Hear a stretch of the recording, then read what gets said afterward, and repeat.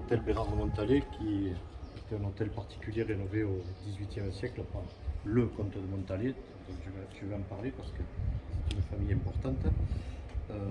Mais il faut savoir qu'avant ce bâtiment, on a quand même une grosse bâtisse médiévale ici, où justement Philippe d'Agde, le bail de Bessan, le juge, celui qui décide de qui a la tête tranchée au nom du roi, habite. Et sa descendante, Jeanne d'Agde, qui est la seule descendante, en 1622, va se marier déjà avec un Bérard de Montalet, qui est dans les troupes du roi Louis XIII, qui va être d'abord sous-lieutenant, porte-étendard, cornette qu'on appelle, de la première compagnie des mousquetaires lorsqu'elles seront créées, les compagnies de mousquetaires en 1622 après le siège sur Montpellier. Et c'est ce Bérard de Montalet, Hercule Louis pour le nommer, est le neveu déjà des capitaines des mousquetaires. Et 5 ans après, il va succéder à son oncle, il va devenir le capitaine des mousquetaires. C'est-à-dire qu'on a ici la bâtisse qui a vu vivre un capitaine des mousquetaires de Louis XIII. C'est quand même intéressant. Il se marie en 1622 donc, à Bessan avec la seule descendante de la famille d'Agde, Jeanne d'Agde, et puis une lointaine descendante au XVIIIe siècle, Françoise Gabrielle Joséphine, qui est la seule héritière de tous les Bérard de Montalet, va faire appel, je dirais, à un lointain cousin des Cévennes à nouveau, qui va venir, Charles-Henri, qui va venir l'épouser. Ils ont quand même une bonne quinzaine d'années de différence, elle a 15 ans et demi, lui a moins de 30. Il arrive les mains dans les poches sans dot, je dirais, sans rien, alors qu'elle a toute la fortune de tous les Bérard de Montalet et tous les biens qu'ils ont pu accumuler au fil des années. Et ils vont rénover cette bâtisse qui était médiévale en un hôtel particulier assez important, qui a été ensuite classé donc monument historique, je crois en 2005 ou comme ça, et qui comporte pour la partie de l'appartement qui est en haut à droite ici, une partie de charpente peinte, où malheureusement on ne voit plus grand chose, mais on voit plus grand chose, mais encore on note des traces d'angulants, notamment les dents, la langue qui sort, des blasons qui devaient être peints, et ainsi de suite. Voilà. Donc une bâtisse richement décorée, certainement 14e, 15e. Ce qui vient renforcer Bessan dans la liste de ceux qui ont des plafonds peints, puisque Denis, pour la première fois, on a parlé en public la dernière fois au forum des associations. C'était important pour nous à Bessan de faire dire qu'on n'a pas que l'église qui a une charpente peinte.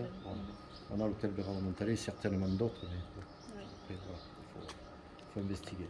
Ouais. Alors s'il est possible de rentrer, je vu que la dame ce serait intéressant de voir au moins la cage d'escalier.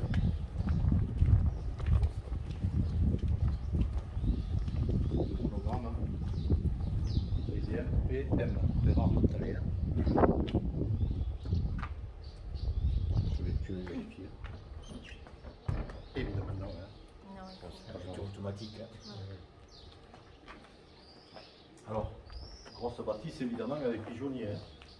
Si on lève les yeux, on voit le pigeonnier qui, à la Révolution, a été rasé. Mais il reste encore les entrées des pigeons, on voit bien. J'ai eu la chance d'y monter, mais il n'y a rien, il n'y a plus absolument rien. Et une vieille photo nous montre qu'il y avait une centaine de boulins, c'est les endroits où se mettaient les pigeons. Il y avait une centaine de boulins dans le pigeonnier. Ah oui, ouais. Donc, quand on dit que c'était un privilège que d'avoir des pigeons, alors la question que je pose toujours aux visiteurs de Bessan, est-ce que vous savez pourquoi on avait des pigeons à l'époque? Pour les œufs, pour la viande, pour ci, oui et non, oui et non. En fait, c'est pour la fiente, hein, qui est un engrais naturel important. Hein. On voit la partie primitive qui est le clocher central, d'accord. Les contreforts de part et d'autre qui ont été ajoutés à la reconstruction de l'église. On voit les chapelles qui sont ajoutées et on voit donc le clocher qui lui aussi par étapes va grimper. Un détail intéressant et important, c'est que le dernier étage du clocher comporte à sa base des trous là aussi, qui ne sont pas des trous pour mettre des chambredages, mais bien un platelage pour pouvoir mettre donc une défense. Ce qui montre aussi que cette église était à l'extérieur des remparts et devait se défendre toute seule. Voilà. Hein, ça c'est quand même avéré. Et puis on voit de là quand même la cloche la plus ancienne en fonctionnement du département, 1388. Hein, fondue en 1388. Alors c'est une cloche qui est le thème Bonjour. Qui était le thème de la ville de Bessagne, et donc c'est elle qui rythmait les journées des Bessanais. Et elle était installée sur le côté, là, donc au-dessus du clocher. Ça a été démonté plus tard et elle a été installée là. Voilà, on avait une grosse horloge au-dessus du toit de l'église. Tout ça a été démonté.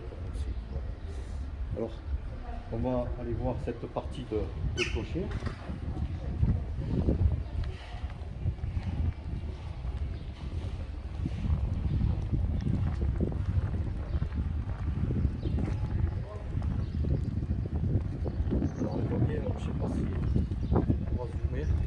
On voit bien donc la partie centrale du clocher qui est la partie primitive où on dit que c'est d'un appareil de style carolingien, qui nous fait dire que c'est avant l'an 1000 que ça a été construit. La grande fenêtre d'en bas est ouverte pour la Première Guerre mondiale, un hommage à un des morts pour la France. Et puis on voit au-dessus de la seconde fenêtre, on a un évidement qui permet de placer les arcatures lombardes. On voit les départs en bichromie avec de ce côté-là, donc à gauche, pardon, avant le démarrage de la partie haute du clocher, une pierre brune qui est en biais, qui est en arrondi même, et qui va retomber un peu plus loin sur un modillon qui est rogné complètement, qui est ici. Et ensuite on repart et on retombe sur un autre modillon qui est une tête humaine qui est coupée en deux. Et puis on repart pour une troisième arcade. Donc on a les mêmes arcades lombardes dites en bichromie qu'on retrouve à la tour de Puy-Salico. Voilà. Et qui permettent là aussi de dater, on dit du 11e, hein, mais bon, nous on sait que c'est avant. Voilà. On va aller sur la clastre.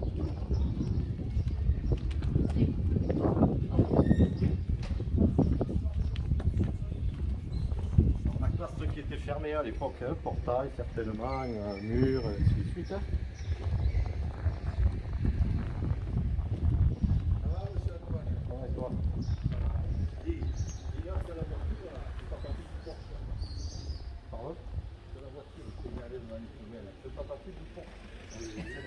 La clastre donc où à l'époque donc il y avait un cimetière, donc au-dessus d'Inhumé. Et là, on voit bien la reconstruction de l'église qui rappelle le style roman complètement. C'est la seule petite fenêtre qui reste de style roman, qui reste intacte de style roman.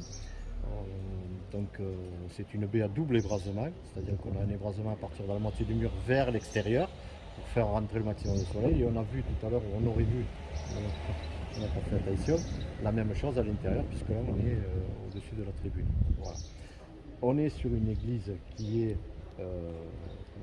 orientée, donc obligatoirement, ici en Languedoc, les églises orientées, on a l'entrée qui est au sud. Et pour l'entrée par laquelle on est entré tout à l'heure à l'église date de 1693 et elle est faite pour faire face donc, à la population qui est au village, puisque il faut savoir que la porte Saint-Pierre est juste derrière nous et donc à partir de là, c'est fini. Derrière la porte, il n'y a plus rien. L'église est vraiment à l'orée du nouveau village, du nouveau castrum. Et donc la porte au sud est derrière cette chapelle. Malheureusement, on aurait pu aller le voir à l'intérieur, mais là on ne le verra pas. Il y a un doublard qui permet de positionner l'ancienne porte d'entrée. Voilà. La grande porte donc, de l'église était derrière cette chapelle. Un petit élément intéressant sur un des contreforts, on voit un cadran solaire qui n'est pas numéroté, donc ce n'est pas un cadran solaire qui donne l'heure, c'est un cadran canonial qui donne évidemment des canons, des heures de messe. Voilà, donc un curé, un sonneur. curé arrêté là exprès pour sonner la cloche quand c'était le moment de venir illico presto à l'église. Voilà. Et puis les chapelles, donc. Alors, chapelle seigneuriale qui est la première là-bas au fond, la sacristie a été accrochée dessus, qui a été rénovée après plus tard, hein, je ne sais plus si c'est au 16e ou autre, mais on voit bien donc les différences de style, ainsi de suite. Et donc la dernière, enfin ce qui devrait être la dernière, puisque là c'est l'ancienne entrée, donc celle qui devrait être la dernière ici, la chapelle des pèlerins de Saint-Jacques, qui a été créée en 1600, au milieu du 17e, 1670 je crois, ou quelque chose comme ça. Et j'ai relevé là-dedans 37 inhumations, donc il y a un chaos hyper important. Voilà. Ce serait intéressant un jour peut-être d'aller voir ces chaos, s'il n'y a pas des inscriptions sur certaines pierres tombales. Voilà. Ce qui est intéressant à voir ici, c'est surtout l'abside et la partie qui vient rapprocher la nef, où on voit bien un bel appareil. Là, on est au XIIe siècle, on voit les dents d'engrenage qui rappellent, qui ne devraient plus être déjà à cette époque-là positionnées en architecture, mais qui doivent rappeler donc l'ancienne architecture de l'église primitive. Et puis une abside, malheureusement, qu'on ne va pas pouvoir voir, qui est de 5 côtés, hein, voilà, avec des colonnes engagées, des chapiteaux magnifiques. Hein. Alors, on est en train de travailler à la municipalité pour pouvoir accéder directement de l'extérieur vers l'abside, pour pouvoir l'intégrer dans les visites. Eh oui. Voilà. Les grandes fenêtres ouvertes au milieu du XVIIIe siècle, les grandes fenêtres à l'italienne pour donner plus de jour, d'air à l'époque. Voilà, voilà. L'autre côté nord, on retrouve exactement ce qu'on a vu du côté de la clastre, hein, du côté sud, à savoir l'abside, pareil, avec la partie arrondie, je dirais, la partie qui raccroche la nef avec les dents d'engrenage, le bel appareillage de pierre taillé, les contreforts, les grandes fenêtres. Là, par contre, il n'y a pas de fenêtre romane au nord, hein, ce qui semble être logique puisqu'on est du côté, au sud du côté de la lumière. Ici, pas du tout. Ouh là là, ça a failli. C'était juste. Et puis, sur les chapelles, quelque chose d'hyper important. Donc la deuxième chapelle, celle que je disais qui était la Sainte-Anne qui est devenue Saint-Joseph, une très belle grille, voilà, hein, avec les volutes, qui est donnée de 1075 aux 200 environ, qui était déjà inscrite. Voilà. Je vais me rapprocher. Pas plus. Il y a une date aussi.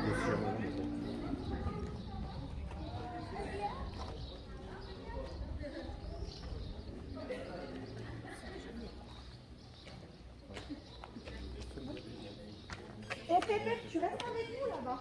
Et tu restes avec papa,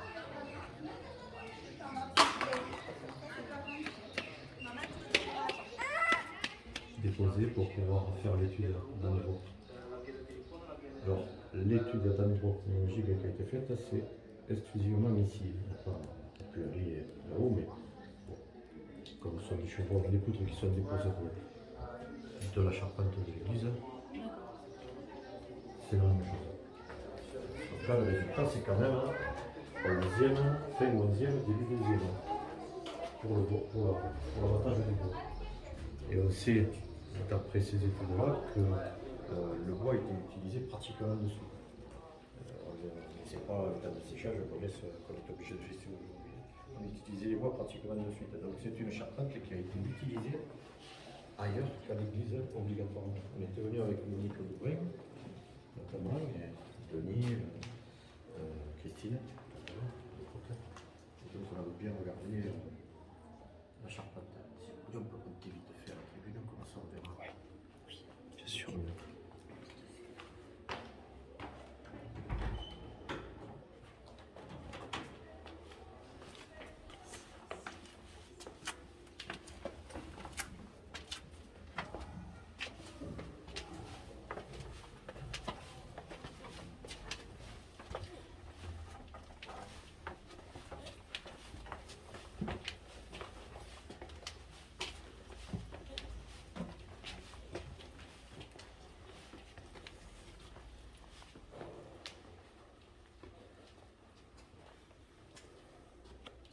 De dire à Monique Bourrin que c'était une charpente charpente de réemploi qui a été posée ici.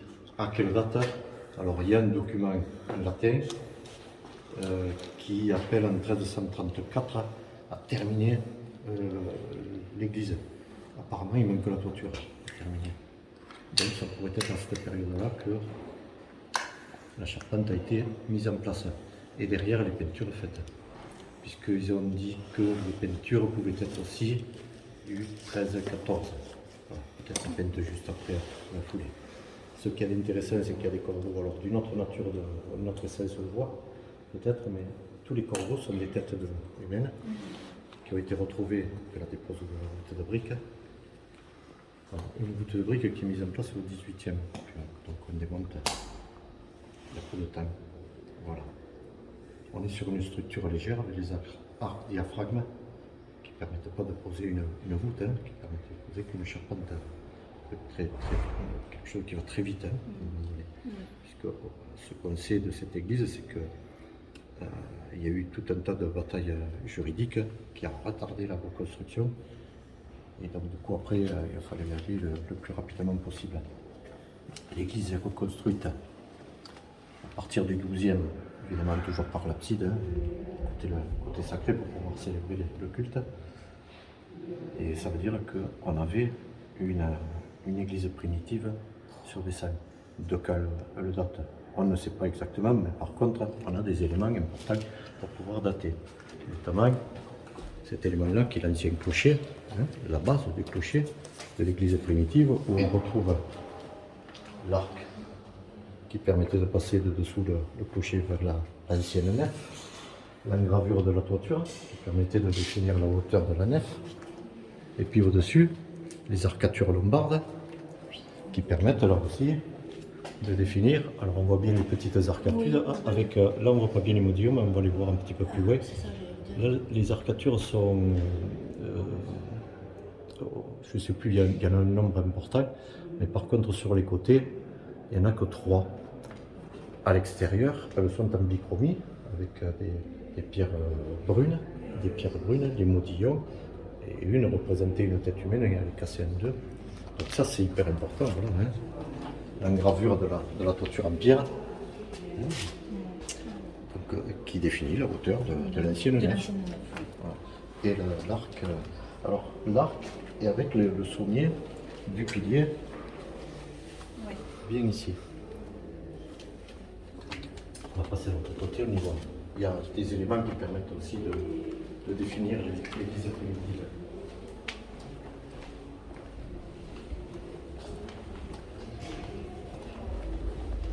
On retrouve donc l'arc, l'engravure de la toiture, le sommier, mais surtout aussi l'accroche de la nef à la tour du clocher. Voilà. Donc quand on regarde, on ne voit pas bien, mais si on regarde, il n'y a pas de coup de sabre. C'est bien une même maçonnerie qui continuait. Donc ce qui nous permet de dire aussi que l'église primitive n'avait que la largeur du clocher en largeur. Par contre, Frédéric Mazarin était venu aussi, il a une grande habitude donc, de ce type de bâtiment, et il nous a dit qu'obligatoirement, si on commençait à construire par l'abside, donc on venait fermer de toute façon sur le bâtiment existant. Donc ce qui veut dire qu'elle devait être assez longue cette église. Elle devait arriver pratiquement jusqu'à l'arc triomphal d'aujourd'hui. Voilà.